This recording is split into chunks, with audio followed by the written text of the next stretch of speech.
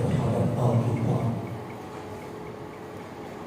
Bahkan yang lebih parah, Bapak Ibu Saudara, karena hidup orang Kristen itu sendiri kekristenan Islam,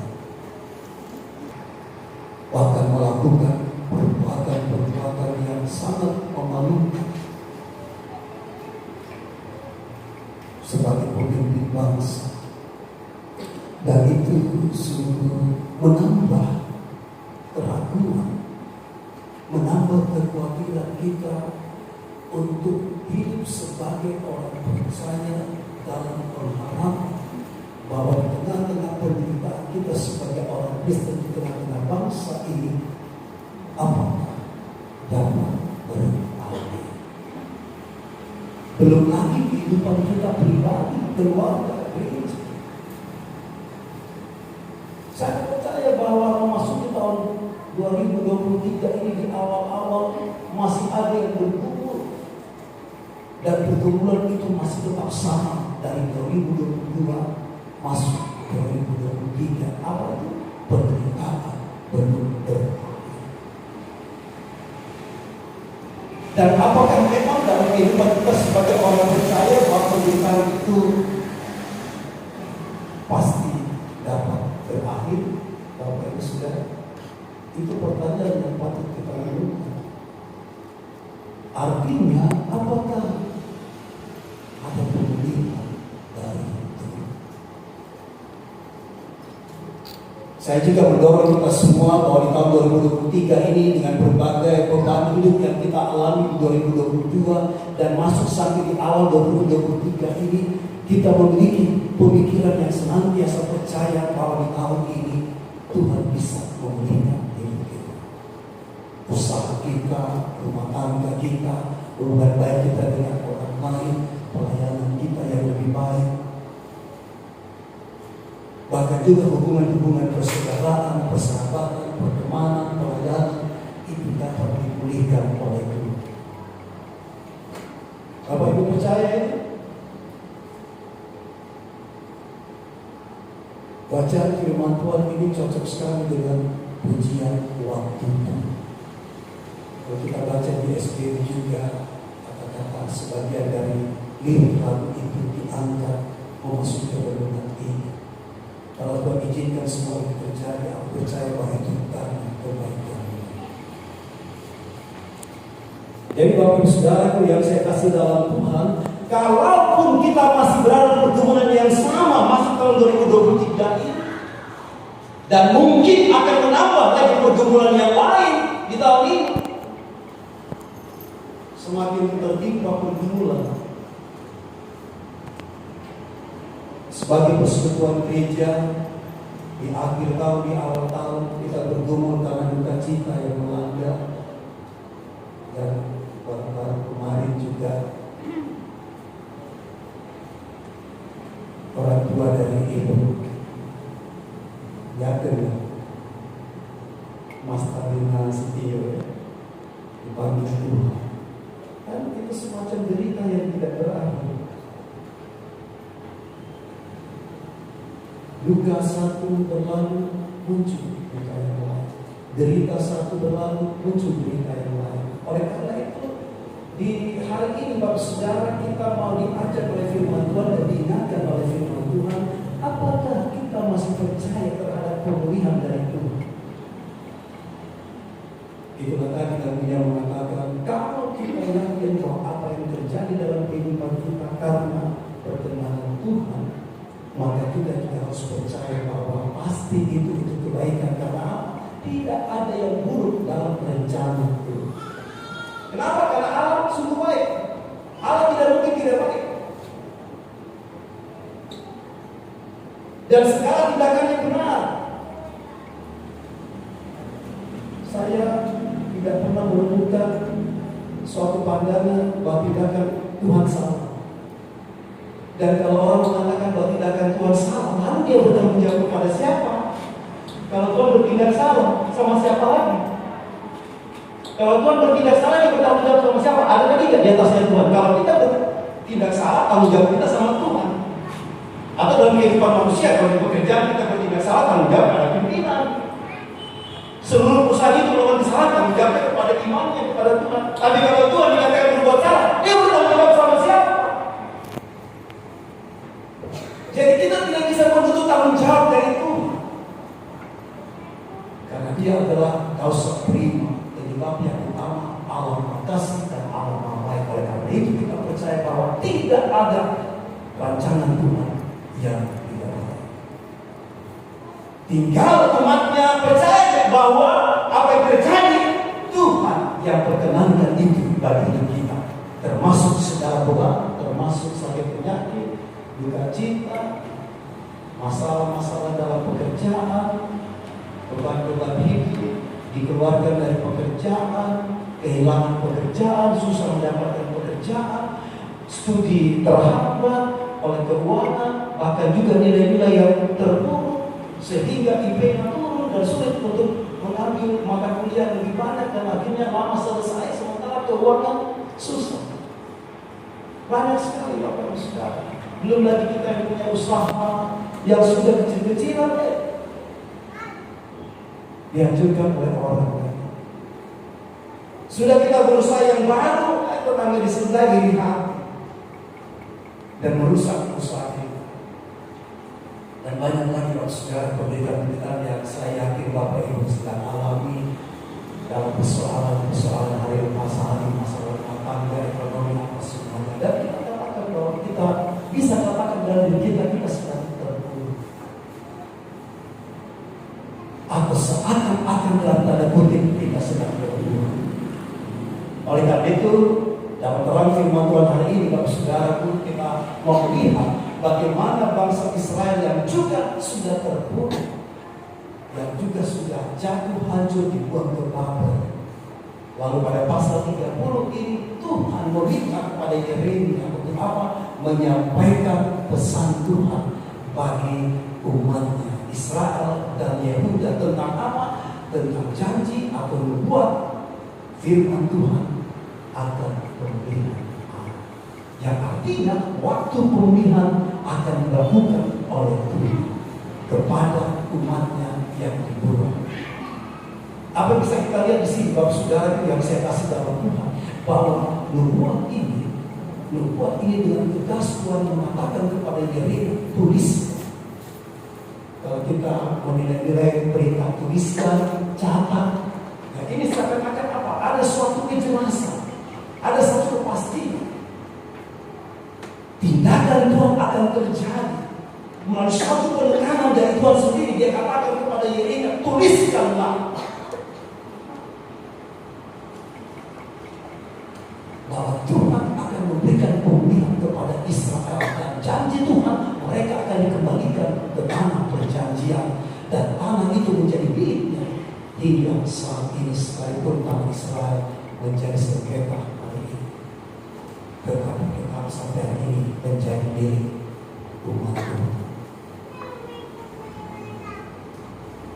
Jadi satu hal yang penting di sini Bapak Saudara, bahwa nubuat ini, janji ini yang disampaikan oleh Tuhan kepada Yeremia adalah sesuatu yang pasti, sesuatu yang jelas. Allah memerintahkan supaya Yeremia menyusun kembali firman Tuhan, nubuat janji-janji Tuhan yang pernah disampaikan kepada Israel. Ketika itu disampaikan pertama kali Bapak Ibu Saudara, Israel melanggar dan jahat. Lalu Tuhan mengangkat kembali dan meminta Yeremia untuk menyusunnya kembali. Mengapa? Karena dia akan melakukan proses pemulihan. Pemulihan adalah rencana Tuhan. Jadi di balik pemulihan rencana Tuhan itu, apalagi rencana Tuhan yang terbaik, yaitu firman-Nya kembali diberitakan. Firman-Nya kembali dinyatakan supaya umatnya benar-benar hidup di dalam firman-Nya. Tuhan punya rencana pemulihan. Kalau Bapak Ibu Saudara ingin mengalami pemulihan berdasarkan catatan ini, maka kebenaran firman Tuhan mengatakan bahwa Anda harus siap kembali kepada firman Tuhan. Ya kadang-kadang kita jatuh karena melanggar firman Tuhan. Kita hancur, kita gagal, kita tidak kuat, kita menderita dan terbawa arus penderitaan itu sampai kadang-kadang sepertinya tidak selesai. Karena kita lupa firman Tuhan. Oleh karena itu Allah memerintahkan supaya kumpulkan kembali dalam satu kitab. Karena aku akan melakukan pemulihan bagi umat. Berarti apa? Setelah pemulihan itu, Tuhan menghendaki supaya umatnya mendengar firman. Ingat akan firman Tuhan. Apa yang Tuhan sudah boleh dia sampaikan kepada umatnya, kalau mereka tidak melakukannya, akhirnya mereka terbuang ke Babel. Dan kita tahu Bapak Saudara bahwa rencana pembuangan ini adalah rencana pembentukan Allah bagi umatnya. Ada umat yang terbuang ke Babel, tetapi ada juga umat yang tidak ke Babel. Dan kepada umat yang di Babel inilah, yang dibuang inilah, firman ini diberikan. Artinya umat yang dibuang inilah, umat yang dalam penderitaan inilah adalah umat yang berdiri hidup di atas kebenaran itu. Sementara yang masih tinggal di Yehuda, yang tidak mau ke Babel, yang tidak dibawa ke Babel, tidak mengalami hal ini. Tidak mengalami firman Tuhan ini, tetapi mereka yang terbuang inilah, ini mengalami firman Allah. Dan itu di sana ada suatu kenyataan pengenalan bahwa mereka yang mengalami pembuangan ini dan meyakini akan firman Allah, rencana Tuhan, bahwa apa yang terjadi benar-benar untuk pembentukan umat Tuhan, maka itulah umat yang benar. Bukan umat yang mencari aman, bukan umat yang tetap menjaga kesenangan diri sendiri, mementingkan diri sendiri, bukan. Tetapi umat yang benar-benar menjalani kehidupannya ketika dia bersalah, ketika dia jatuh, dia siap dibuang oleh Tuhan. Dan dia percaya pembuangan ini adalah cara Tuhan membentuk dirinya untuk menjadi umat pilihan Tuhan. Amin Bapak Ibu. Jadi jangan risau kalau kita masuk dalam derita. Jangan kita kecewa. Hadapi, jalani dalam terang firman Tuhan, dan itulah kebenaran ini. Itulah pembentukan diri kita sebagai orang percaya, sebagai anak-anak Tuhan, sebagai umat pilihan Tuhan. Itu boleh ditegaskan Bapak Ibu. Dan menurut catatan penelitian tafsiran dan saudara, bahwa bacaan kita ini pasal 30 ayat 1 sampai 24 ini merupakan atau disebut sebagai apa? Kitab penghiburan bagi umat yang beriman, yaitu suatu janji, suatu nubuat tentang penghiburan. Dalam seluruh ayat 1 sampai 24 ini, saudara, di sana diungkapkan 1 sampai 3 dia berbicara tentang pendahuluan kitab penghiburan. Dan ayat 4 sampai ayat yang ke-11 dia berbicara tentang kesusahan dan keselamatan yang atau Israel. Itu sebutan yang sama, Yakub atau Israel.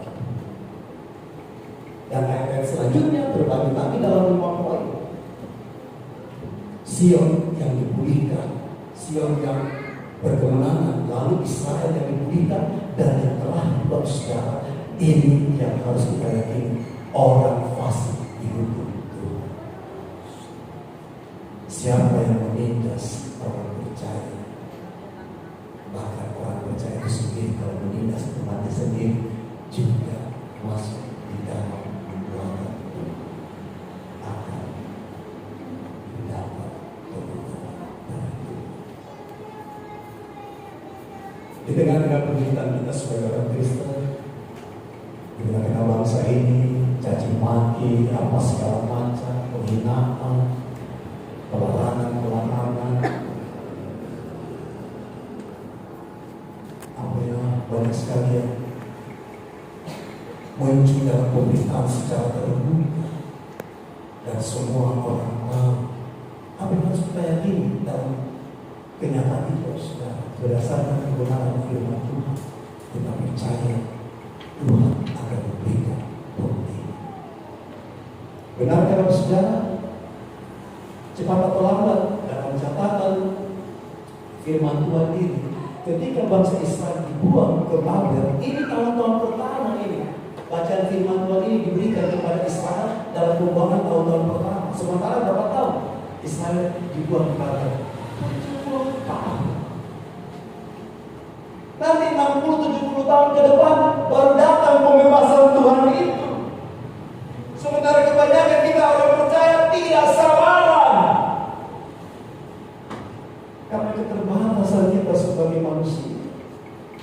Tetapi Allah tidak menghendaki kita menjadi jatuh dalam keterbatasan itu, tetapi kita harus tetap percaya dan tetap harus menjalani kehidupan. Karena pada akhirnya waktu saudara janji dan nubuatan Allah 60 tahun, 70 tahun kemudian baru Tuhan membebaskan Israel, memulihkannya, melepaskannya dari Babel dan kembali kepada tanah perjanjian. Melalui siapa? Melalui Raja Kores. Dia menghancurkan kerajaan Babel yang jahat itu. Kerajaan Babel yang menghancurkan Yerusalem itu, yang membuat Israel terbunuh di satu sisi. Tindakan kerajaan Babel ini sangat kejam, namun di sisi lain tindakan itu dalam rancangan Tuhan untuk membentuk umatnya. Dua sisi yang berbeda, saudara.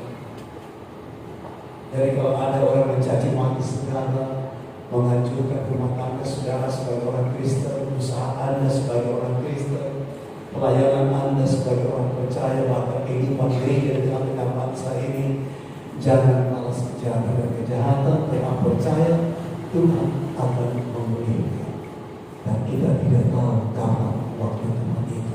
Namun dalam perjalanan menuju waktu Tuhan itu, Dia menghendaki supaya ku tetap percaya kepada Tuhan, ku tetap berserah kepada Tuhan.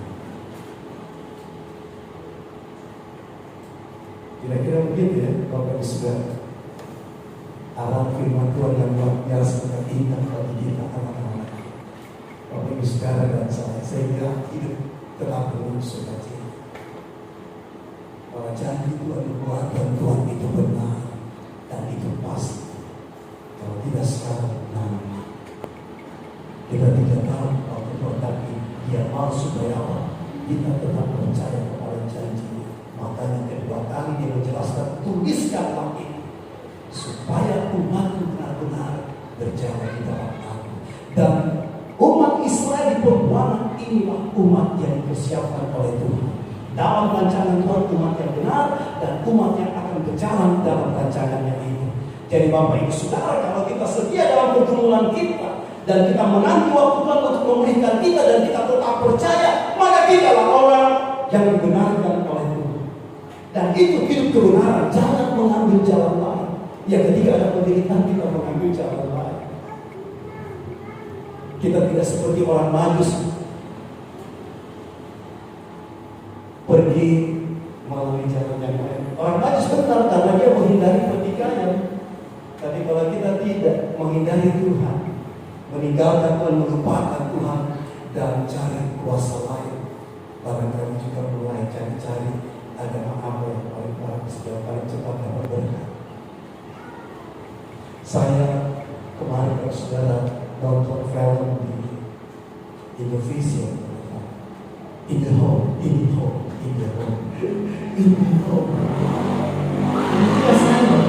Itu menceritakan tentang penginjilan di Jepang. Wow, luar biasa. Saudara, ancamannya, tantangannya, penderitaan, sampai mereka berada di dalam suatu stagnan pemikiran bahwa benarkah Tuhan? Mereka dihukum mati karena percaya kepada Yesus. Mereka diminta untuk menginjak gambar Yesus. Dan ketika mereka menginjak gambar Yesus, masih tidak percaya juga. Orang Jepangnya yang menganut agama Jepang. Apalagi dia kasih, biar bawakan salib. Di situ ada Yesus tersalib. Kalau disuruh apa? Kau ludahi salib ini. Bayangkan, mereka sudah injak gambar itu untuk menyangkal Tuhan supaya mereka bebas dari penghukuman.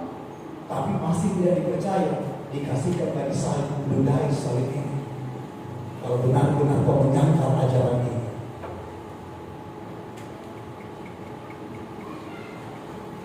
Dan tidak ada yang dipercaya. Yang menginjak gambar ada. Dan ketika bosnya yang diminta,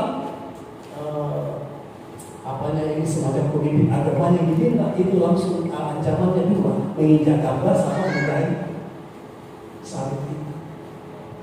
Tapi ketika dipakai kepada untuk menggait salib itu, sang pemimpin agama yang tidak melakukan. Artinya beberapa orang yang diminta untuk menyangkal itu mengikuti pemimpin, dan mereka sama-sama mati. Ada yang dihukum istilah air panas, disalib istilah air panas, dan ada yang dihukum, dimasukkan di pinggir laut yang ada batu-batu besarnya, lalu disalib di situ. Dan ketika air naik menutupi badan mereka, air itu naik, baju mereka memakai baju dalam saja semacamnya sekedar untuk badan itu. Dan dalam beberapa hari satu persatu meninggal karena tidak tahan dengan cuaca, air, apa segala macam dalam kehidupan tubuh manusia. Dan penderitaan itu seakan-akan tidak berakhir. Mereka selalu berdoa, benarkah Tuhan ada, benarkah Yesus Kristus Juru Selamat. Tapi satu keyakinan saudara dari umat yang ada, dari jemaat yang ada, dia mengatakan begini, ada satu jemaat kumpulan di desa itu yang benar-benar yakin bahwa kami siap mati dan tidak akan menyangka Tuhan ketika mereka ditangkap sebagai orang Kristen. Mereka dikejar-kejar, mereka sembunyi di rumah-rumah, ruangan sendiri atau di gua-gua yang tidak dijumpai oleh pengawas atau orang lain sekampung yang juga bisa menjadi pengkhianat. Dan mereka katakan kepada semacam pastor yang ditugaskan di sana, kami siap mati. Mengapa kamu siap mati untuk Kristus? Karena kami percaya ada surga, ada paradis, ada paradise. Bahwa setelah kami mati ini, kami akan tinggal di surga. Lalu ketika itu ditanyakan kepada pemimpin umatnya, siapa? Dia sebutnya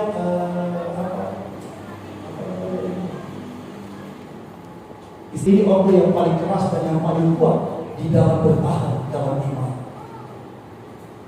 Tapi kita sebagai manusia dia merenungkan juga secara pribadi. Dan ketika umat itu mengatakan kami siap mati karena ketika nanti kami dihukum mati ini, kami akan berada di surga dan merasakan bebas dari penderitaan, bebas dari siksaan, dari tekanan seperti yang mereka alami di Jepang itu yang mereka dapatkan.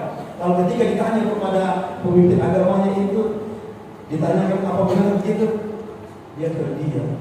Apakah setelah kami mati ini dengan menyangka Yesus kami berada di surga?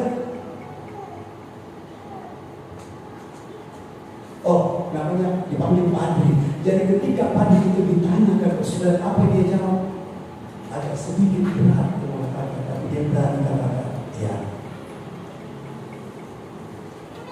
Dia sendiri sudah mulai ragu-ragu dengan kenyataan sepertinya Tuhan membiarkan mereka dalam tekanan. Mengapa Tuhan tidak bertindak? Tapi luar biasa keyakinannya bagi saudara, mereka tetap percaya bahwa mereka akan ke surga. Di sana lebih damai daripada hidup tertekan di dunia ini. Hidup menderita, hidup susah.